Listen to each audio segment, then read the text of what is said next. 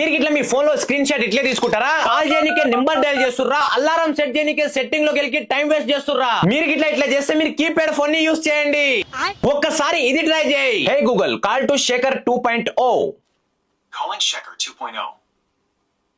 Hey Google, take a screenshot. Hey Google, ఉదయం 5 గంటలకి alarm set చేయప్ప దొరా.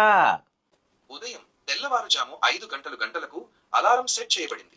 ఇది చాలా సింపుల్, చెప్తా రీల్ ని సేవ్ చేసుకో.